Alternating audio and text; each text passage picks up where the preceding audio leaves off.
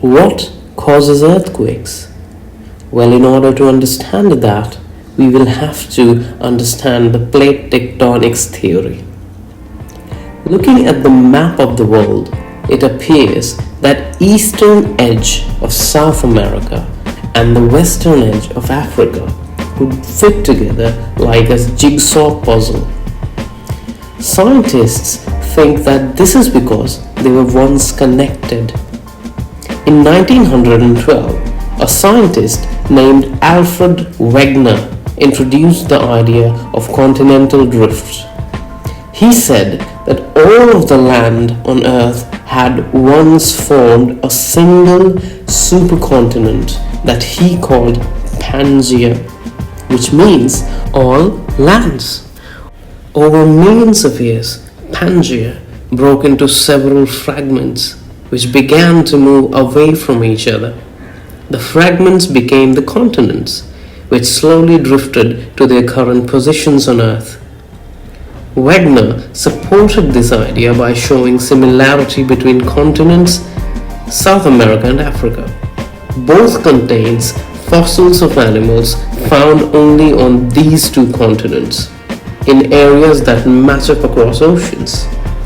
Ancient rocks on the Brazilian coast also match those found in the West Africa. But how would such large land masses move? The plate tectonic theory argues that Earth's outer layer, the crust, is composed of large plates, like sections of solid rocks. These plates float on melted layer called mantle. Scientists believe that convection circulation within the mantle helps continent to move. Heat from the core area softens the rock in the mantle and it rises upwards. This pushes the cooler rock downward. The cycle repeats, creating a convection current. This churning motion is a major factor in plate movement. The plates are still moving today at an average rate of 5 inches per year. So that was plate tectonics theory and the idea that plates are still moving. These movements of plates are the reason for earthquakes. Now these movements can be of three types. One, when the two plates go past each other. Sometimes they get stuck at their edge due to friction, and when the stress tension tries to overcome the friction, there is an earthquake that releases energy in the form of waves, vertical and horizontal along the surface.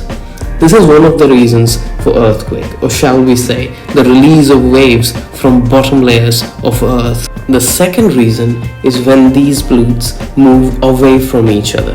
It is called divergent boundaries, and when these two plates move away, hot magma rises from the mantle, forming mid-oceanic ridges, pushing the plates further apart. In this case, earthquake occurs along the fractures of divergent boundaries.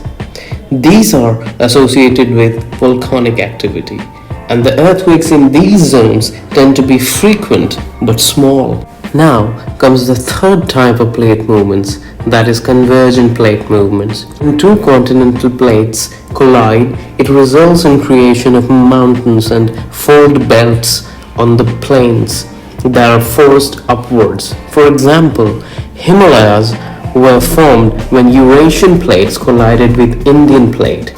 But there is another type of convergent plates when a continental plate collides with oceanic plates. It creates a subduction zone. The oceanic plates descends, earthquakes are generated at the plate boundaries. Deep oceanic trenches are created like Mariana Trench or Japanese Trench. These boundaries produce most of the earthquakes that have magnitude greater than 6.2 on the Richter scale. For more such videos and contents, please do not forget to like and subscribe to the channel. Thank you very much.